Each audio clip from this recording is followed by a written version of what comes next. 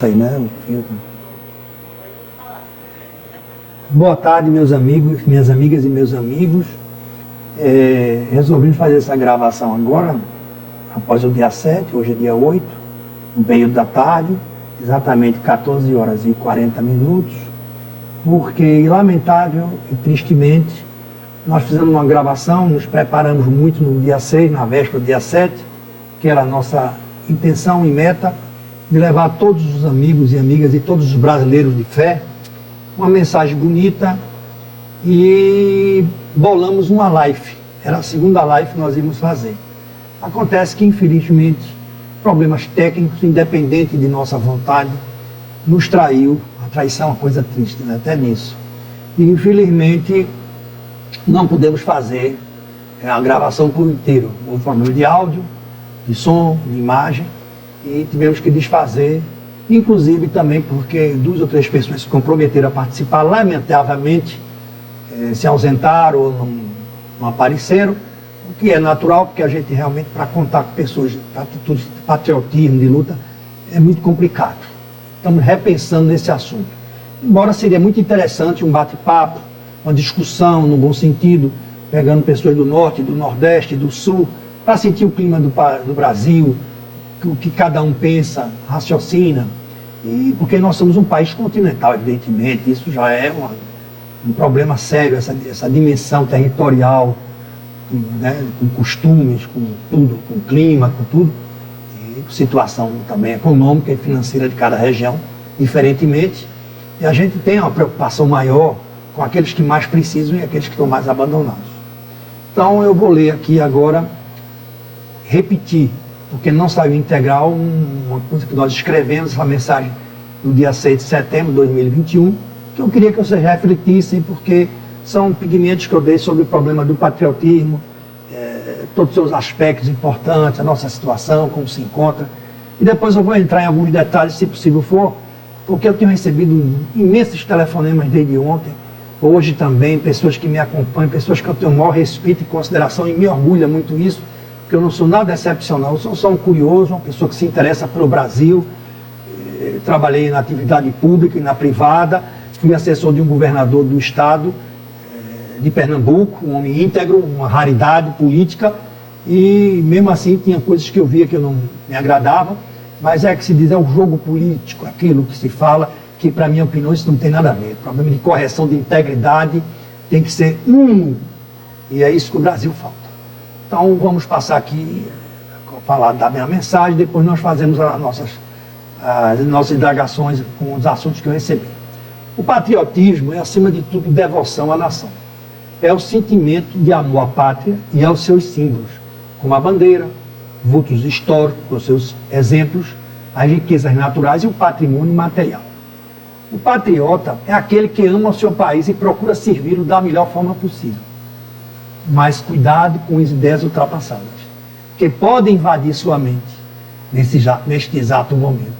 Na acepção contemporânea existem cidadãos que são seres pensantes, não se submetem a poucos fanatismos e estão dispostos a participarem de mudanças que conduzam de fato a comunidade onde vive para um patamar de vida melhor. Nesse contexto, os símbolos nacionais de um país e seu significado histórico, especialmente a bandeira e o hino nacional, que lhe correspondem, não são coisas do passado. Ao contrário, revelam muito da educação, do que vai na mente e coração de um povo, de sua capacidade como nação de trilhar um destino comum. O lema Ordem e Progresso, estampado em nossa bandeira, linda bandeira, considerada uma das mais belas do mundo, evidencia o valor e o objetivo que os brasileiros abraçam com prioridade, mas uma coisa é a teoria, infelizmente a outra é a prática. Há ainda outras pedras nesse caminho. A letra do hino nacional é conhecida e cantada corretamente por uma pequena parcela da população ainda. O governo também aboliu no calendário nacional a data comemorativa do Dia da Bandeira e nas escolas do ensino fundamental ao superior. Ninguém mais fala do significado e importância dos símbolos nacionais. Muito triste isso. Há repartições públicas que nem mesmo as têm uma bandeira nacional. e outras instituições, inclusive privadas, que o fazem, mas às vezes exibem de forma inconsciente, mas de respeitosas bandeiras desbotadas pela ação do tempo. A bandeira, só em período de Copa do Mundo, não raro, vira estampas de peças íntimas ou roupas sumárias, em flagrante de respeito aos símbolos da pátria. O orgulho nacional é para países que o autoestimam, e é para os indivíduos uma condição necessária para o aperfeiçoamento. O patriotismo é uma forma de orientação política, afirma um filósofo norte-americano muito conhecido de renome internacional, Richard Rorty, professor de literatura comparada da filosofia da Universidade de Stanford e autor de vários grandes livros. O mais recente deles, lançado no Brasil, chama-se Ensaios Pragmatistas, publicado por uma editora internacional muito famosa. Ele cita, nesse trabalho dele, grandes e exemplares patriotas do mundo. Menciona, inclusive, por ordem crescente de países que nos chamam a atenção, conceituados e tradicionais nisso tudo, pelo patriotismo, pela fé, pela animação de toda a sua população, os americanos, os irlandeses, os australianos, canadenses e austríacos. Por aqui, os estudiosos do fenômeno são unânimes. O sentimento patriótico está em extinção no Brasil. Muito triste, mas é a realidade. E isso não é bom, pois sinaliza uma série de problemas. Aqui o patriotismo está às avessas. Não existe comoção, não se vão às ruas reivindicar, não se interessam pela conduta e procedimentos de seus políticos, principalmente esse, e em estado especial, gestores e governantes. No Brasil, o estado do Rio Grande do Sul é considerado por todos esses estudiosos como o mais patriotas entre os demais nossos do Brasil. É hora de entendermos a expressão patriotismo sob o olhar da cidadania e não de uma classe social que se apropria disso, e aqueles que forem contrários à sua perspectiva são tidos como antinacionalistas, anti-brasileiros e por aí vai. Se hoje estamos falando sobre a falta de patriotismo no povo brasileiro, é porque essas medidas de então, infelizmente, não deram certo. Realmente foi um fracasso. Portanto, esse não é o caminho. O patriotismo não é para ser imposto, mas sim conquistado pelas pessoas, por meio de acesso à educação, de boa qualidade, respeito às pessoas e emprego para todos, para se ter uma vida digna. Nos dias de hoje, o que seria então um bom, equilibrado e saudável patriotismo? Seria necessariamente capaz de motivar sentimentos e atitudes de todo o povo, em decorrência não apenas de sua identificação com os tradicionais símbolos nacionais já mencionados, mas de sua percepção enquanto coletividade, em que o país e seus governantes valorizam as pessoas e combatem a corrupção. No acesso a riquezas, promove a participação e inclusão de todos os nacionais no acesso a riquezas, no respeito à natureza e desenvolvimento econômico que resulta em ordem e progresso. É preciso promover um amplo projeto de desenvolvimento nacional. Já passou da hora, mas ainda é tempo. O verdadeiro patriotismo acontece quando não houver, por exemplo, crianças pedindo esmolas na rua. Muito decepcionante e triste. De toda forma, devemos resgatar o patriotismo a partir da educação básica, pois se o governo hoje nada entende desse assunto, a geração educada com esses valores poderá mudar e reivindicar com amor à pátria as mudanças necessárias para dignificar a nação. Então, eu me lembro, quando começamos a escrever tudo isso, que Margaret Thatcher, que é uma mulher que eu tenho uma admiração profunda, e acho que o Brasil tem que repensar muito isso com relação à mulher. A mulher devia ter mais oportunidade, devia ter mais número de participantes na Câmara e no Senado. Eu acho que, com raras exceções, elas brilham e são mais íntegras, mais fiéis aos seus pontos de vista, são idealistas. Existe exceção, como toda regra. Então, Margaret Thatcher dizia: nada que o Estado fornece é gratuito. O indivíduo é o único criador de riquezas. Não existe dinheiro público. O que existe é apenas o dinheiro dos pagamentos dos impostos. Então, entre outras palavras, somos nós, principalmente a classe média mais humilde, pobre, que paga, que sofre para pagar esses impostos. Porque aqueles que estão em outro patamar, pouco sentem. Há compensações, trocado aqui, trocado lá, mas a realidade é essa. E isso nos preocupa muito. O que vemos é o seguinte: no momento, estamos passando por uma crise muito séria, uma crise de princípios, uma crise nos poderes constituídos, principalmente num poder que devia ser a regra do equilíbrio, da ponderação, que era o poder judiciário. Hoje, me permita dizer, é o pior de todos, secundado pelo poder legislativo, onde eu me lembro perfeitamente que na época que eu fui a Brasília, no governo do seu Temer, não que ele seja referência de nada, é bom que se diga, mas houve um estudo nessa época feito por uma grande empresa de São Paulo, que eu não me recordo o nome agora, se não diria, que fez um levantamento criterioso sobre a vida pessoal, particular, pregressa, até familiar, dos nossos políticos que se encontram no Congresso Nacional, né, Câmara e Senado. E, pasmem, só 10%, com muita tolerância, seriam confiáveis e que deveriam ter oportunidade. Os demais, os 90%, pessoas altamente comprometidas, como agora nós constatamos, né? O próprio presidente do Senado, com aquela posezinha dele, todo organizadozinho, que pensa que é uma grande coisa. Eu relacionei 14 processos no Facebook com datas e tudo, mas já são 24 dentro do STF. E assim tem assim, ó, com ele. Não é pouca, não é muitos. E ficam presos, vou dizer uma palavra pouco grosseira, mas é a verdade, pelos testículos, por esses ministros que ocupam o STF, que na realidade não tem nenhuma meritocracia para assumir o cargo que desempenham. São simplesmente favores que prestaram de todo tipo aos governantes do passado e daí receberam como prêmio esse cargo vitalício para transformar este Brasil nesse inferno que se vive, onde não se há justiça, onde tem os colarinhos pretos e os colarinhos brancos, todos libertados desde que tem dinheiro no bolso. Os colarinhos pretos são aqueles grandes marginais de milícias, aqueles que praticam crimes horrorosos por aí, crimes que eu falo eliminando pessoas, e que têm dinheiro, e tem muito dinheiro, como eu não sei, mas tem, e que são libertados imediatamente. Tem os colarinhos brancos, que são exatamente aqueles, como o Carciola, que foi banqueiro, que saiu daqui fugindo, já tinha um avião esperando ele no aeroporto, para ele se livrar de qualquer outra repreensão, para ele aqui permanecer. E os políticos, que quando são totalmente, não são punidos, é uma verdadeira absurdo essa liberdade que eles têm de ter os processos que quiserem ter. Ficam falando da CPI do Senado, mas é dela que a gente tem sabido muitas coisas, inclusive o balcão de negócios, que é há muito tempo, inclusive sob o comando do Ricardo Barros, no Ministério da Saúde. A realidade nua e crua é essa, doe quem doer. Agora, eles têm trazido fatos concretos, eu nunca ouvi falar em precisa, global, não sei o quê, fico estarrecido, inclusive, com os depoimentos dessas figuras, sem nenhuma expressão de nada.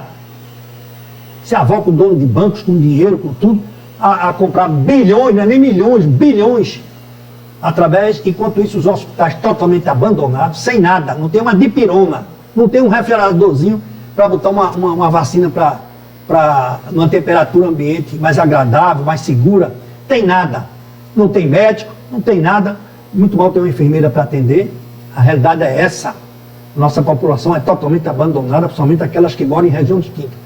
E nos grandes estados, grandes cidades, vemos os hospitais num mercantilismo enorme, até uma briga de consumo entre os planos de saúde, que é outra aberração no Brasil, esses planos de saúde, e cai em cima de nós. São mal assistidos, pessoas que morrem por nada, falta de atendimento, as enfermeiras não sabem tirar um sangue de uma veia, muitos coitados, eu até não gosto de criticá-los, que são a parte fraca, e a gente tem que ser mais humano, não sabe tirar um sangue. Para tirar é um inferno. Quem passou, como eu passei 36 dias dentro do hospital com Covid, posso falar em causa própria. O que eu vi, que eu assisti, é deprimente. Eu saí chocado. Tomei pavor a médico e hospital. Pavor. Diante do que vi e assisti.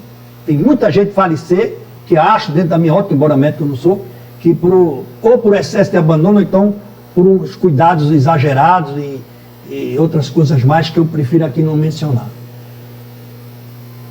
Eu fico muito preocupado com o que eu venho sabendo. Hoje mesmo recebi telefonema de pessoas que moram em Brasília, outros que moram fora de Brasília. Mas você vê, o Magazine Luiza, chama o tal do Magalu, que financia todo o programa do seu Huck, Luciano Huck. E todo mundo sabe que não tinham nada. E que essa senhora, que é a dona da Magalu, do Magazine Luiza, que deve ser a Luiza o nome dela, ela é comunista de esquerda, mas não por ser comunista, era para negociar, como ela negociou vergonhosamente, junto com os partidos de esquerda que comandaram esse país em 2 gestões, a do seu Lula e a sua dona Dilma, principalmente a dona Dilma. A filha dela, que não sabe nada, uma menina qualquer, até um pouco assim volumosa, fisicamente falando, ela conseguiu um financiamento expressivo do projeto Rouanet, como outros também receberam, para não sei para quê. E para quê? Para se promover, se autopromover. E a gente fica vendo a infiltração de todos esses, como fossem os segmentos, se entrosando entre eles e os políticos para poderem fazer toda essa trampolinagem que jamais foi vista nesse Brasil. Nunca mais. Desses 35 anos para cá, eu nunca vi tanta imundície, tanta vergonha. Bancos e entidades financeiras acabaram com os bancos nacionais, os bancos regionais, os estaduais, como o próprio Bandep aqui em Pernambuco, o banco prestava uma assistência enorme, toda a área de interior, as fazendas, a agropecuária, tudo, foi extinto, com uma equipe técnica de perfeita qualidade, para satisfazer os caprichos políticos, para poder ter absorção, ter facilidades. E hoje são essas entidades financeiras que vêm fazendo todo esse rodopio financeiro, com juros altíssimos, taxas altíssimas, né? E que tem prejudicado a todos nós, inclusive até o próprio empresariado. Quando eu falo empresariado, é aquele empresariado que luta, que sua, que molha a camisa para poder vencer. Não aqueles que já vêm de grandes trustes, ou de grandes negociatas, que vêm da Sudene, que enriqueceu muita gente, que nada tem aqui deles para se dizer que existe algo que deu emprego, deu resultados ao Estado. Não, a verdade é essa. Os problemas não vêm ainda agora. Os problemas já acontecem há alguns anos, sobre o ideal de um grande homem, foi Celso Furtado, do maior presidente da República que esse Brasil já teve, foi Juscelino Kubitschek, e que a coisa foi sendo deturpada, e hoje chegou onde chegou. E, infelizmente, hoje somos comandados por 5 bancos, que é quem manda no Brasil. O Banco do Brasil e a Caixa Econômica são oficiais, mas também entram no esquema. O Santander, que pertence a um dos homens mais criminosos do mundo, George Soros. Esse é um monstro. Por mim, esse banco já não existia mais no Brasil, sinceramente. E o Banco Itaú Unibanco, que é um esquema muito grande há muito tempo, que domina muito o mercado. Tem o Bradesco e tem, por último, tem o Safra. Então são esses bancos que eles, com a participação dos governos de esquerda, principalmente esses últimos que eu falei, o Unibanco, o Santander, o Bradesco, oferiram grandes resultados, porque isso são encaixados. Nada vem sem propósito. A gente fica observando também certos fatos que nos chocam. Agora em Recife nos chocou profundamente um prédio aqui na Avenida Boa Viagem, chamado-se prédio Edifício Vânia, um prédio de 20 e poucos andares, belíssimo, em que o síndico lá reuniu os moradores, são 42 moradores, se eu não me engano, e eles concordaram, com exceção de 2, um em cima do muro, como sempre existe um murista, né, que não quer nem fede, nem cheira, nem assim, nem não, pelo contrário. Esse eu detesto. São pessoas que nem andam, querem flutuar. E que fizeram uma perseguição enorme a esse homem, esses 2 outros, que eu não quero saber o nome deles, não me interessa, e vou poupar o número do síndico, que eu não conheço, mas fiquei admirado com a conduta dele, com a raça dele, com as ideias dele, que foram maravilhosas. Ele colocou uma bandeira, uma faixa imensa, só com bandeira do Brasil, não tem nome de candidato, não tem nome de nada. Foi uma homenagem ao Dia da Pátria. Pois quiseram agredir-o fisicamente ou ameaçaram esses 2 moradores, o que é um absurdo que eu não posso concordar com isso jamais. Eu acho isso uma falta de brasilidade, quando a gente vê que ninguém dá atenção, que ninguém prestigia a bandeira brasileira, ninguém curte, ninguém defende as nossas reivindicações. Isso me deixa realmente muito chocado. Eu queria falar sobre Bolsonaro. Bolsonaro é um homem que, vou dizer a vocês francamente, não devo nada a ele, não tenho nenhum cargo a dele, nem fico bajulando, nem rastejando pelo chão para obter vantagens políticas. Isso fica para outros, que já se encontram por lá perto dele, a quem eu chamo a atenção dele para ele não se enganar. Porque ele não deve se enganar. Realmente a atividade política e pública é uma coisa desigual no Brasil, muito difícil. Porque as pessoas querem o poder, querem usufruir, mas não têm sinceridade na lealdade. E ele não tem isso. Ele tem um homem que eu admiro muito, respeito, o general Heleno Augusto. Esse é um homem de bem, um íntegro, que eu tiro o chapéu para ele, mas é um só. Aí fica difícil. O Bolsonaro tem qualidade, mas tem defeito. Ele não gosta muito de ouvir, toma atitudes precipitadas, desculpe, e às vezes poderia ser mais centrado nas coisas. Mas é um homem sério, direito, não é ladrão como os demais que passaram. Ninguém pegou 48 bilhões, ninguém sabe onde esse dinheiro está. Não vamos dar nome, mas todo o Brasil sabe disso. Depois vim dizer, alguns ignorantes, que realmente a educação foi extirpada do Brasil exatamente para isso, para dar chance a esses pobres coitados não raciocinar nem ter ideia de comparação. Então aquele que vem e diz, ele se levou da pobreza, ele não levou nada, ele não deu nada à pobreza, ele tirou daqui e deu para os outros, e para ele próprio. Os países comunistas, todo mundo sabe disso, isso é provado. Solamente que o governo brasileiro não tinha tomado providência de restituir esse dinheiro, que é um absurdo. A fazenda que foi comprada no Pará, a melhor fazenda de gado, Nelore, diria até talvez do Brasil, foram três carros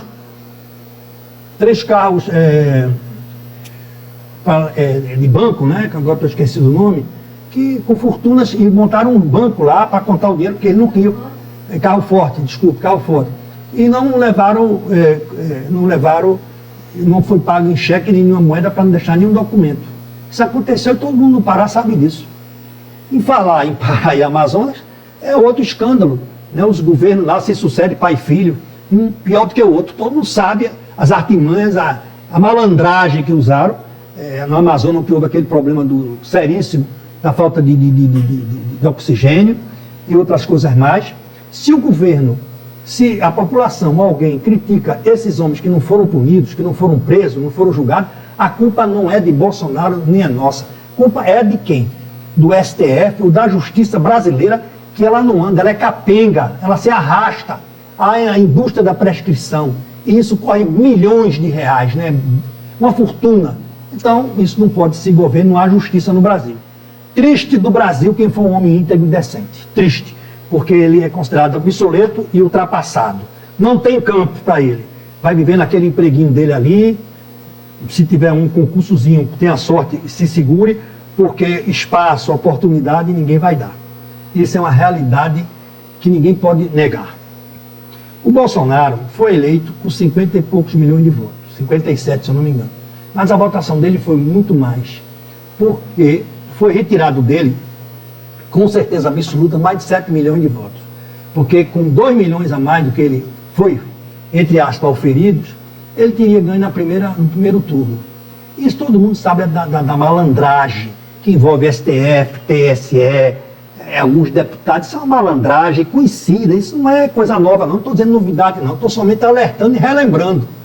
E há o caso da eleição de Aécio Neves, que Aécio Neves foi eleito naquela eleição com a inteligente da Dilma, e conclusão, e ele não ganhou a eleição porque houve aquela demora, todo mundo se lembra, eu me lembro perfeitamente, alegando a votação no Acre, que aquilo foi uma mentira, isso na época da informática não existe.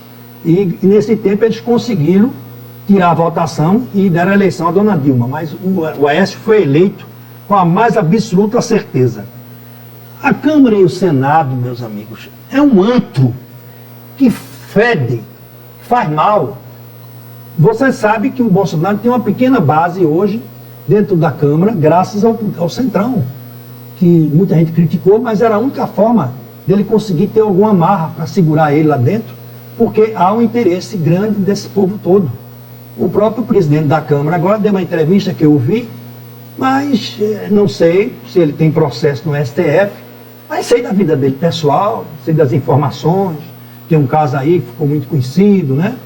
Mas não vamos detalhar, mas eu acho que ele não se firmou bem, ele fica naquela coisa de querer fazer aquele jogo, mas eu acho que essas eleições, que as apurações deveriam entrar o voto para ser mais conferido, para ser mais seguro, o voto auditável. Isso aí eu sou favorável absolutamente, porque eu não confio jamais em tempo algum. E o Senado é um antro. Me desculpe, eu ser muito claro, tem algumas exceções, tem uma senadora lá com a atuação dela, tem mais uma outra, parece que é do Maranhão, tem uma do Mato Grosso, tem alguns senadores que realmente me impressionaram. Logicamente, não fazem parte desses que se criticam que tem problema no STF. Eles não fazem parte. Eles fazem parte da comissão, mas tem tido um procedimento realmente elogiável e que eu não posso condenar todos, mas a grande maioria do Senado, infelizmente hoje, Bolsonaro nem ninguém pode confiar, porque lá é uma casa impenetrável. O Bolsonaro vai criar o Conselho da República. Era interessante que devia ter sido criado há mais tempo, mas sempre é tempo. Agora, tem 6 pessoas que vão ser escolhidas, 2 por ele, 2 pela Câmara e 2 pelo Senado. Eu espero que essas escolhas sejam realmente salutares, porque infelizmente o exemplo que deram nessas eleições agora de comando do Congresso Nacional, como o passado, com aquele Rodrigo Maia, aquele Alcolumbre, uma decepção, um fracasso. Pessoas que todo mundo sabe a classificação de cada um. Todo mundo sabe, não adianta aqui estar repetindo, que é bater no mesmo ferro. E eu espero que nesse conselho, se conseguirem constituir, que venham pelo menos elementos de vida limpa, e só isso não, preparados, cultos, que conheçam profundamente direito constitucional e direito eleitoral. Não pode ser qualquer um, não, porque os políticos não sabem nada disso, raríssimos que sabem alguma coisa. A gente vê que abrem a boca para dizer besteira e enganar o povo, porque o povo é enganado com qualquer coisa, infelizmente, pela falta de instrução que foi tirado deles para o próprio governo propositadamente. Para quê? Para ter a massa de manobra, como fosse uma boiada que fosse quando eles quisessem. Veja aí o problema do sertão, com problema de falta de água, no sertão, um povo sofredor, guerreiro.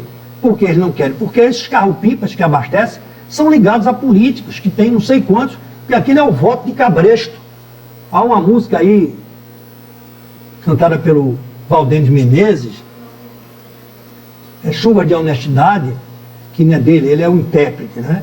É uma beleza, foi exatamente isso, foi calcado exatamente isso, que apareceu uma pessoa com condições, queria retribuir tudo o que ele recebeu na infância, na juventude, que ele morou lá, e queria abrir vários poços, e proibiram, inclusive por político do Ceará, eu digo até aonde foi do Ceará, e proibiram dizendo lá que não, que lá ele não colocava não, fosse procurar outra região.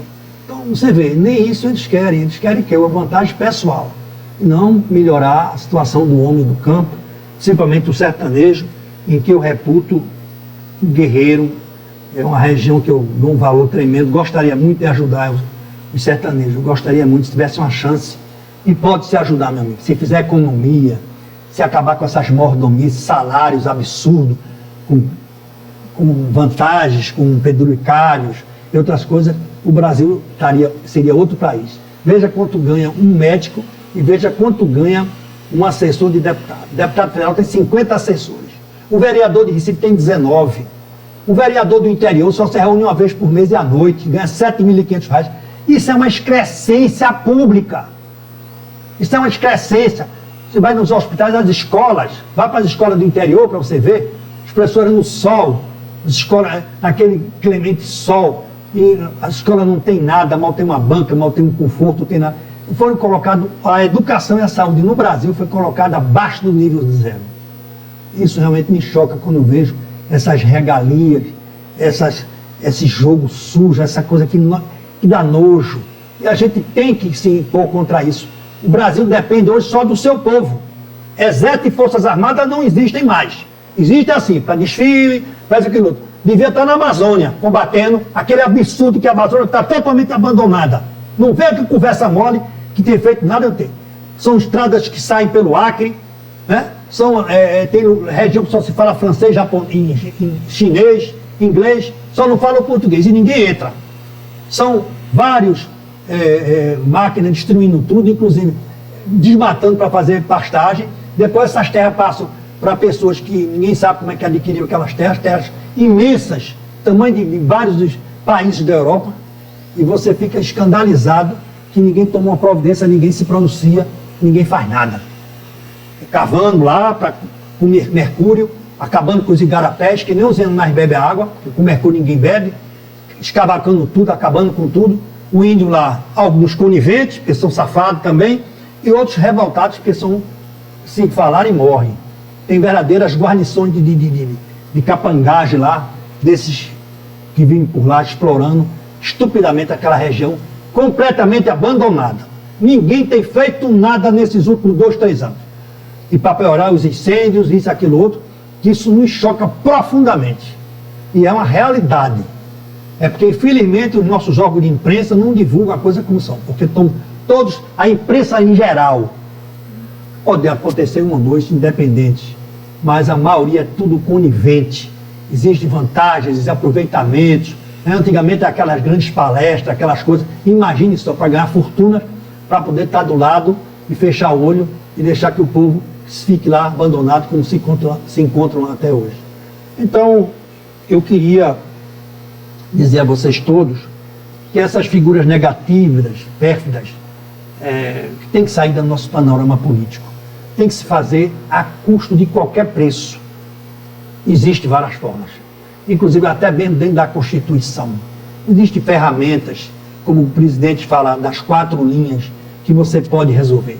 Precisa ter coragem e o apoio da população, porque apoio de Forças Armadas, esqueçam, porque essas não vêm, porque essas estão minadas, foram desfibradas desde o governo de Fernando Henrique Cardoso, que foi o seu principal objetivo, e ele passou por demais, porque tudo é uma sucursal, né? PSDB, PT é uma coisa só, são sucursais. Queriam se alternar no poder. E desfibraram as Forças Armadas. Hoje existe muita mistura, que o pessoal chama até da cor de girimum, né? E que estão lá dentro, que não fazem nada. Então a gente não pode mais esperar. Não existe aquele militar de 64. Não existem mais. Quem conheceu, como eu conheci, o Castelo Branco, grande homem, e o João Batista Figueiredo, não tem que se comparar, porque não existe nada igual. Nada por tudo. Morreram pobres, homens íntegros. Ninguém pode levantar nada contra eles. Infelizmente, os nossos políticos de hoje, nós temos muita coisa para apresentar, mais muita. E que fica escamoteado, debaixo dos tapetes, tudo escondido, e eles se aproveitando, se locupetando, e o povo bobo. Porque o brasileiro não é ruim, o que é ruim são os eleitores, péssimos nas escolhas que fazem em todo esse país. Então, meus amigos, eu queria, para não me estender tanto, eu sei coisas, sei que o Bolsonaro tem inclusive uma relação que foi filmada pelo Zé Disseu, que é um dos homens de pior índole que esse Brasil já teve, que vive da maldade, ele e o José Genuíno, tem casos deles dois que eu conheço, que é uma coisa chocante. O José Genuíno foi com uma criança de 14 anos no Araguaia. Ele sabe, todo mundo sabe. Matou essa criança estupidamente na frente de todos para servir como exemplo para não haver traição. Porque essa criança acompanhou um comboio das Forças Armadas daquela época na procura de Lamarca. Você veja que homem monstro. Depois foi conseguir com a irmã nobrinha dele, tem o irmão do homem que é da cueca, do dinheiro, com a irmã nobrinha dele, conseguiu se aposentar como deputado federal, hoje vive na baba e rindo dos bestas. E o seu Zé Disseu é o homem das 7 faces, 7 operações plásticas, vários nomes, que nem a própria mãe dos filhos sabia quem ele era. É um mau caráter, é desumano, isso não é gente. Isso não é gente, isso por mim não existia mais. Felizmente, a revolução, vamos chamar de revolução de 64, deu cabimento a esse pessoal ter tomado um rumo diferente. Não deveriam estar aqui os Lulas da vida e outros que tem por aí. Isso é a verdade, doa em quem doer. Eu não gostaria que o Brasil voltasse a ser o que foi. Torço por isso, pelos meus netos, pelos netos dos outros, porque, infelizmente, se mergulharmos no passado e voltarmos a ele, vai ser uma coisa imprevisível. Está aí bem perto da gente a Venezuela, e Tacuba, que é um exemplo, todo mundo sabe. Enquanto um cubano só comia um pão, aquele cretino, aquele desumano do Fidel Castro, vivia nos uísques, nas cervejas francesas, dentro de um palácio que ele tomou dos Bacardi, assaltou e tomou e foi morar lá como um príncipe, porque tem aquele complexo, né, do sangue real, gostaria de ser o rei de Cuba e não conseguiu ser. Foi o homem que acabou com Cuba, um monstro. Eu queria homenagear agora, por último, desculpe, o grande Sérgio Reis, um cidadão honesto, íntegro, como político, doava toda seus rendimentos de parlamentar para aqueles que precisavam, qualidade muito rara. Eu conheço aqui um de Pernambuco, mas conheci ele, soube.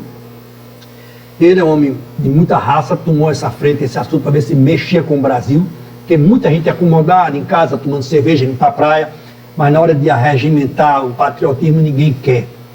O Sérgio Reis, com 80 e tantos anos, se passou, sofreu muita decepção, mas é melhor a gente descobrir os amigos, Sérgio, mesmo que seja tarde, do que aqueles falsos, que são muitos. É melhor a gente estar só do que mal acompanhado. Ao Sérgio Reis, minhas homenagens. Ao Roberto Jefferson, a quem esse Brasil muito deve, porque se não fosse ele, não tinha sido descoberto.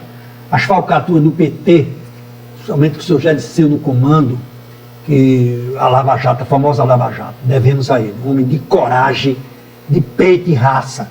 E eu lamento muito que não tenha havido ainda uma mobilização nacional para assaltar essas pessoas, porque estão injustamente presos, e que ele merecia o maior respeito nosso. O meu tem, total. E tem o Daniel Silveira, deputado federal, que tem que ser respeitado, porque ele não vai ser respeitado quando os ministros aí, no STF, nós sabemos todas as patifarias de vários deputados e senadores, e ele é penalizado. Por que ele vai ser muito penalizado? Existe forma de processo, através da área penal, que você pode apurar qualquer coisa que venha a ferir as instituições, as pessoas, mas não prender ele barbaramente, o que fizeram com Oswaldo Eustáquio, que ficou mutilado, que hoje é na cadeira de rodas. Depois vem dizer que a perseguição, que todo aquele trabalho feito de mutilação era no período revolucionário. Mas veja agora, é agora o problema do Oswaldo Eustáquio. Eu, essa semana, tive a oportunidade de entrevistar, eu ia entrevistar o Zé Trovão, através do meu irmão, Alexandre, que tem muito contato nacional nessa área, mas, infelizmente, era exigido um jornalista com todo cadastrado, mas, lamentavelmente, quando a gente se mobilizamos, inclusive manjamos gente até do Rio Grande do Norte, um grande jornalista que é pernambucano, que lá está, mas não foi possível porque foi decretada naquela tarde, se eu não me engano, da sexta ou foi do sábado passado, a prisão do Zé Trovão, que é mais uma vítima, mas ele estava fora do Brasil, que eu sei, e ele não foi preso, inclusive desafiou quem o mandou prender, não tem coragem para ir prendê-lo, a verdade é essa, e nós perdemos uma grande oportunidade de conhecer o Zé Trovão, todo esse movimento que ele faz com os caminhoneiros.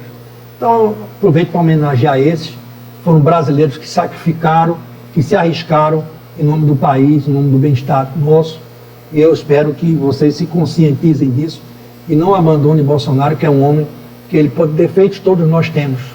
Perfeito só existe Deus, mas ele precisa de todos nós. É um homem sério, um homem direito, não é um homem que chega a negociatas, se fosse já isso sempre tinha sido revelado, porque tudo se sabe, nada se esconde, e ele precisa muito de todos nós. Comigo ele sabe que conta. Não vivo atrás dele, nem vivo pedindo emprego, nem favores. Mas é um dever de consciência. E esse eu trago dele no meu peito. Muito obrigado pela atenção de todos. Agradeço a paciência de me ouvir. Eu tinha mais outros assuntos aqui a comentar, que eu relacionei aqui, mas eu acho que chegou um momento de ainda dar uma paradinha. E eu estou cuidando, já arranjei um técnico para ver se melhora todo o meu sistema de comunicação. E segunda-feira, se Deus quiser, nós voltaremos aqui com os acontecimentos que estão sendo esperados daqui para amanhã ou sexta-feira. Que Deus nos abençoe, que proteja esse país, que ilumine e abençoe as atitudes do Bolsonaro, que ilumine ele para medidas equilibradas, certas, que eu sei que é isso que ele quer, que é o bem-estar do Brasil, e que ele fique à disposição para poder trabalhar e produzir, porque até então ele está algemado por essas figuras espúrias que querem realmente prejudicar consequentemente o Brasil, estão armando um grande jogo para ele não se reeleger ou talvez nem poder se candidatar. Isso é bem provável, porque o Bolsonaro tem uma coisa que eu discordo, ele revela tudo que ele pensa e diz. É muito bonito, muito sincero, mas é muito ruim para aqueles que calculam friamente na escala da noite as suas maracutaias. Mas, uma vez, muito obrigado, que Deus abençoe a todos. Meus amigos, nós tivemos aqui a preocupação de acompanhar ontem todo o movimento. Tinha pessoas em Brasília, no Rio, São Paulo, aqui em Recife, que é a minha cidade, e ficamos entusiasmados. Brasília com mais de 1.500 pessoas, com certeza. A informação de 450 mil pessoas é a maior mentira do mundo. São pessoas que trabalham nessa atividade há anos. Tem gente que mora em Brasília há mais de 40 anos e ficaram surpresos com a quantidade de pessoas. São Paulo também. São Paulo tem dado exemplo de brasilidade espetacular. Embora tenha um governador daquele ligado aos chineses, que é outro mal que o Brasil tem que tomar muito cuidado com a participação e com a compra a preço de banana dos chineses aqui, que eles são altamente desumanos. Veja como a Argentina se arrependeu. E segundo eu soube, há uma iniciativa dele de comprar uma área imensa na Bahia, maior do que muitos países na Europa. E Rio de Janeiro também, a praia de Copacabana ficou lotadíssima. Recife foi uma coisa fora do comum. Há muitos anos se viu um movimento daquele, eu não sei, na primeira campanha, na primeira eleição do Bolsonaro, que teve uma repercussão tão grande, e inclusive em várias cidades do interior do Pernambuco, coisa que me surpreendeu, porque não havia isso em várias cidades, não foi uma nem duas, não várias. Não vou aqui relacionar para não omitir uma ou outra por esquecimento, mas eu recebi contato sobre isso.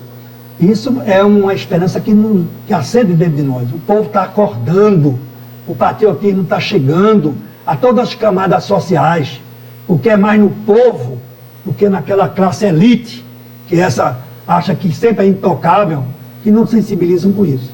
Mas na realidade, estamos vendo demonstrações de patriotismo que nos entusiasmam. Quem conhecer os Estados Unidos e Canadá, só basta citar esses dois países, vão ver o que é patriotismo, o que é amor à pátria, à bandeira e ao seu hino. Ali é um exemplo de civilidade. Mais uma vez eu vou mandar colocar vários flashes desses acontecimentos em vários estados que eu mencionei aqui, e vocês vão ver a grandeza do movimento do dia 7 de setembro de 2021, que se torna um marco na história do Brasil. Um grande abraço e obrigado pela atenção.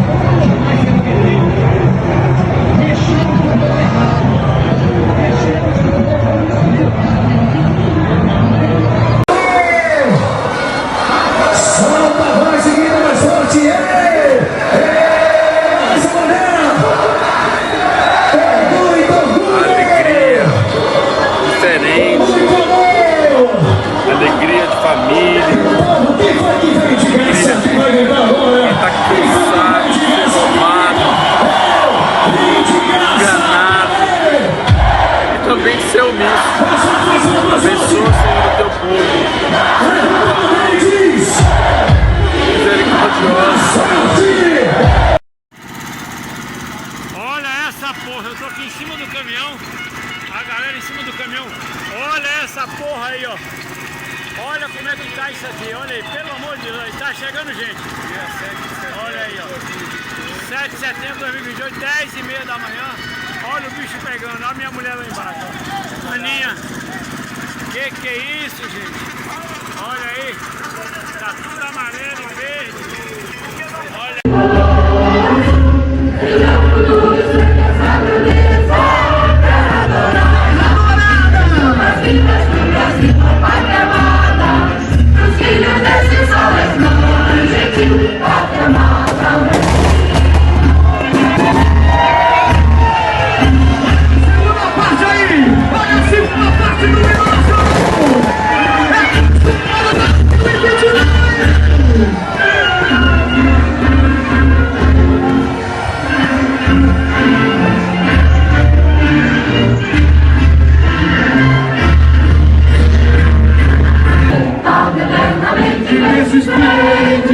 Ao som do mar, a luz do céu profundo, futuras